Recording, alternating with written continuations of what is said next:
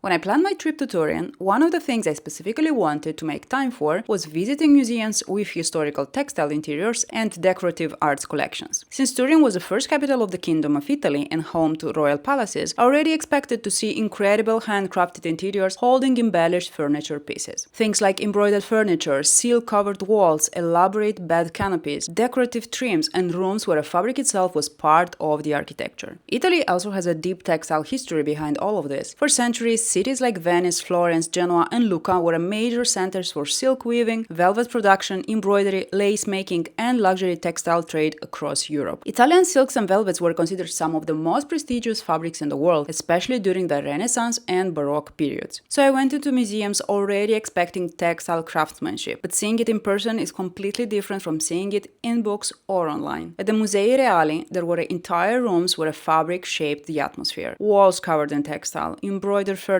silk and velvet upholstery, layered curtains, ornamental trims, textile wall coverings. I kept stopping to look closely at construction details and techniques. Then, at the Accorsi-Ometto Museum of Decorative Arts, the experience became even more immersive since the rooms were smaller and you could see those pieces clearer. The museum feels less like a traditional museum and more like stepping directly into an aristocratic home from another century. There were rooms filled with delicate embroidered screens, upholstered seating covered in patterned silks and leather, richly decorated bedrooms, woven tapestries, intricate trimmings, and layers of fabric used not just for decoration but to create volume, status, softness, and atmosphere. Every room felt visually dense with texture, and the amount of labor inside those interiors was mesmerizing. I spent so much time looking closely at seams, textures, layers, and fabric manipulation techniques, and I also kept finding myself estimating how many hours it must have taken to create all those pieces entirely by hand. I call it a professional trait, but nevertheless, I was enjoying it so much. I left those museums feeling deeply inspired. Seeing textiles treated not as background decoration but as true art forms was one of the most memorable parts of my trip. And now I think I also want a wall covered fully in textile.